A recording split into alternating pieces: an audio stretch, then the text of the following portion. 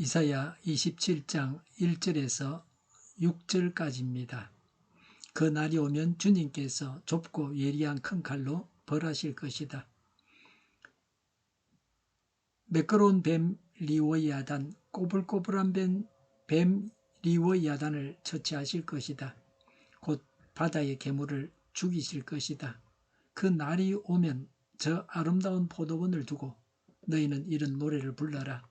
나 주는 포도나무를 돌보는 포도원직이다. 나는 때를 맞추어서 포도나무에 물을 주며 아무도 포도나무를 해치지 못하도록 밤낮으로 돌본다. 나는 포도원에 노여워할 일이 전혀 없다.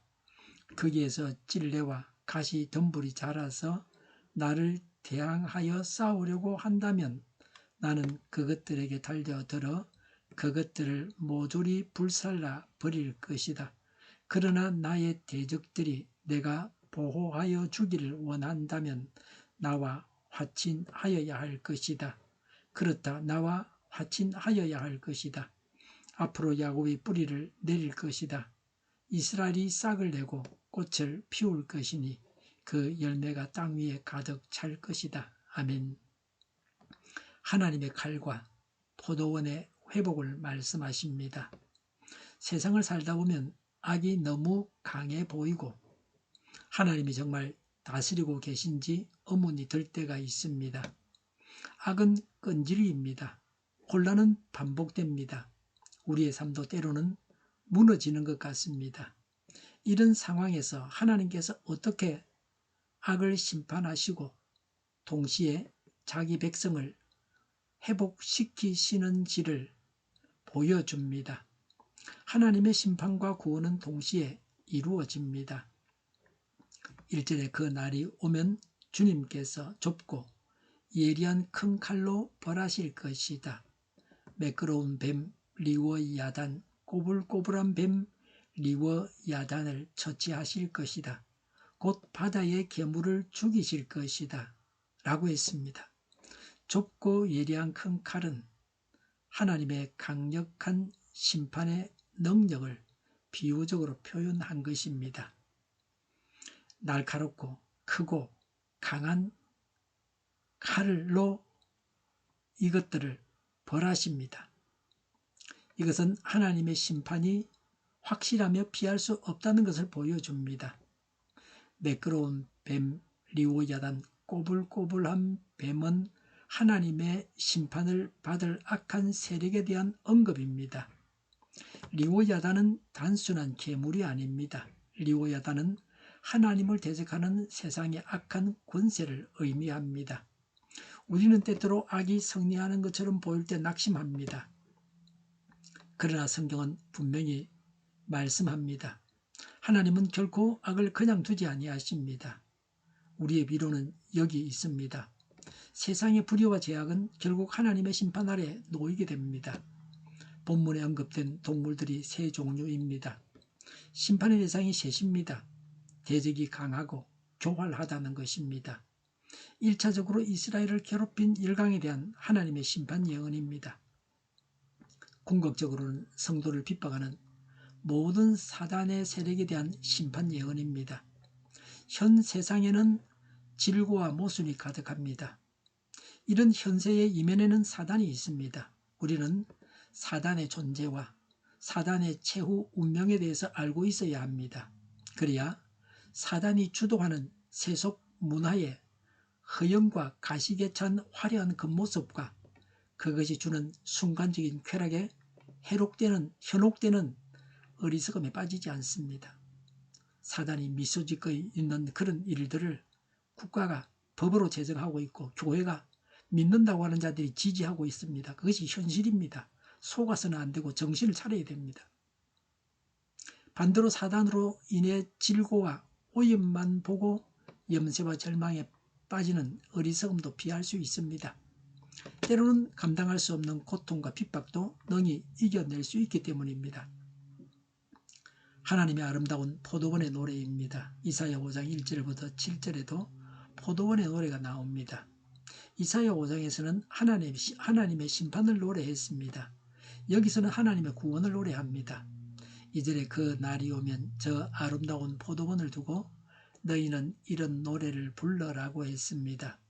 이 포도원은 하나님의 백성을 의미합니다. 아름다운 포도원을 노래하라고 합니다.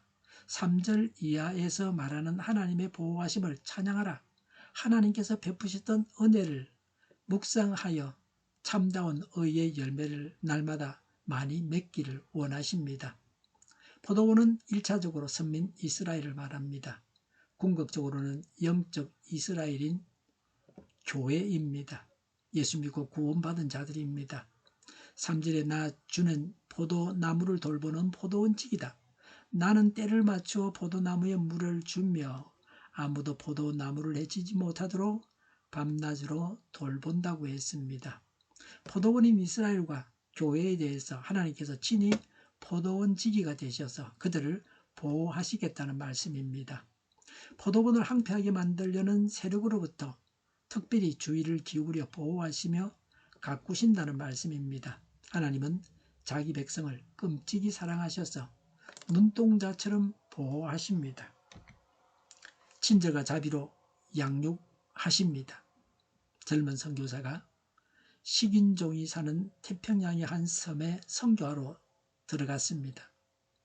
선교사가 그 섬에 배를 대자 식인종들은 선교사들을 혼자서 오는 것을 조건으로 받아주겠다고 했습니다. 그렇게 해서 선교사는 무사히 식인종 마을에 혼자 짐을 풀었습니다. 그날 밤 식인종들이 그 선교사를 잡아서 먹으려고 요리를 하려고 살금살금 가보니까 4명의 군인들이 보초를 서고 있었습니다. 식인종들은 그날 밤에는 할 수 없이 그냥 돌아갔습니다. 다음날 식인종들은 선교사에게 항의했습니다. 혼자서 온다는 조건으로 받아줬는데 왜 군인들을 데리고 온 거요? 그러자 선교사는 천막안을 보여줬습니다. 군인들이 어디 있습니까? 하고 물었습니다. 식인종들은 아무리 찾아도 군인들을 발견할 수 없었습니다. 이상히 여기며 돌아갔다가 밤에 다시 선교사의 천막으로 갔습니다. 여전히 4명의 군인들이 보초를 서고 있었습니다. 그때서야 그들은 하나님이 선교사를 지키신다는 것을 깨달았습니다. 선교사를 잡아먹으려던 계획을 포기할 수밖에 없었습니다. 하나님께서 우리를 지켜주시기 때문에 두려워할 것이 없습니다. 하나님은 매사에 관심을 두고 교회를 살피십니다. 하나님은 교회를 키우시고 고치시며 용기를 주시고 잘못된 것을 제거하십니다. 하나님은 교회를 보살피기 위해 혼신의 힘과 정성을 다하십니다. 하나님은 교회의 주인이심으로 교회를 보살피십니다. 우리도 교회를 아끼고 사랑하고 돌보고 귀하게 여겨야 됩니다. 교회를 대적하는 자는 망합니다. 그런 국가는 망해야 됩니다. 우리는 스스로를 지키기 어렵습니다. 그러나 하나님은 자기 백성을 결코 방치하지 않으십니다. 성도의 안전은 우리의 능력이 아니라 하나님의 보호에 달려 있습니다. 4절에 나는 포도원에 노여워할 일이 전혀 없다고 했습니다. 이는 하나님께서 심판 이후에 회복과 화해를 원하신다는 뜻입니다. 하나님께서 포도원에 대해서 전과 같은 진도를 가지고 있지 않다는 것입니다.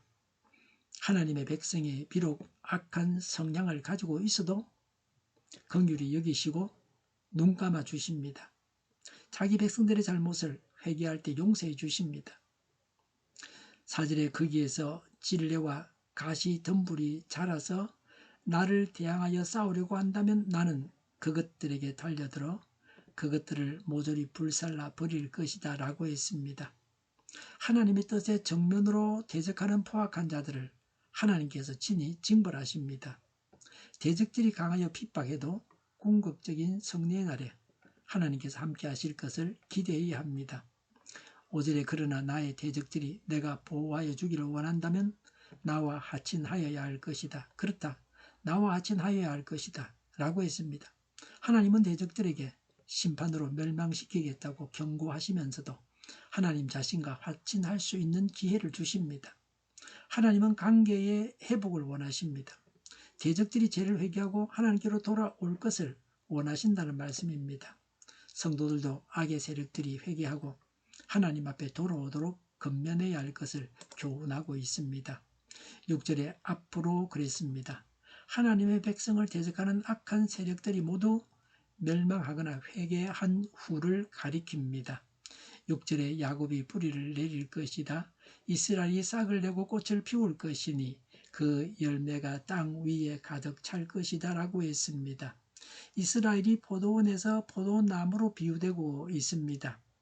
구속을 입은 하나님의 백성의 번영을 노래한 것입니다.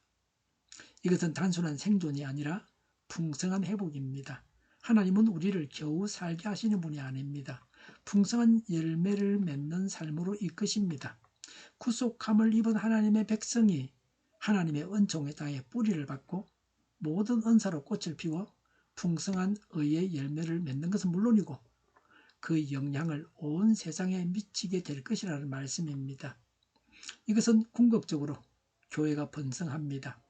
교회가 세상에 큰 영향을 미치게 될 것을 예언한 것입니다. 우리는 하나님의 교회입니다. 아름다운 열매를 많이 맺어야 합니다.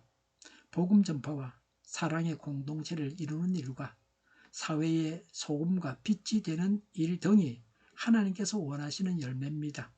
하나님께서 지키시고 보살피셔도 좋은 열매 대신에 나쁜 열매를 맺는다면 하나님은 교회를 징계하실 것입니다. 항상 좋은 열매를 맺도록 철저히 자신을 개혁해야 합니다. 회개하고 의로운 삶을 살아가야 합니다. 오늘 말씀을 통해 우리는 세 가지를 붙잡아야 됩니다. 첫째, 하나님은 반드시 악을 심판하십니다. 둘째, 하나님은 자기 백성을 친히 지키십니다. 셋째, 하나님은 우리가 열매를 맺게 하십니다. 지금 우리의 삶이 흔들리고 세상이 혼란스러워 보여도 하나님의 통치는 흔들리지 않습니다.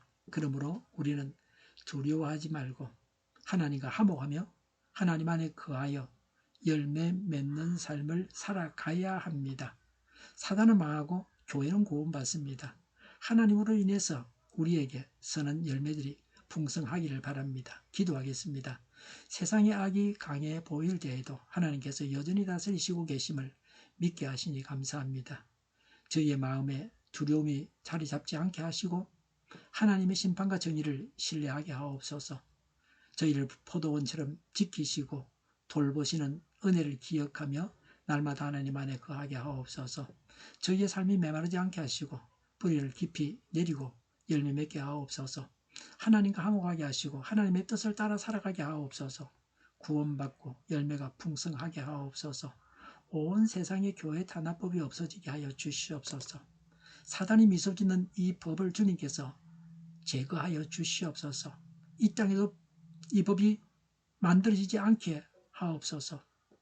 이 법을 지지하는 또 방치하는 그런 신자들이 회개하고 돌이키며 돌아서게 하여 주시옵소서. 저희를 불쌍히 여겨 주옵소서. 저희를 악에서 구하옵소서. 하나님의 뜻이 이 땅에서 이루어지게 하여 주시옵소서. 저희의 간구 응답하여 주시옵소서. 기도하기를 쉬지 않게 하옵소서. 저희의 필요를 채워 주시옵소서. 오늘도 차고 넘치는 복된 삶을 살게 하옵소서. 감사와 찬양을 하나님께 돌려드리며 예수님의 이름으로 기도드립니다. 아멘.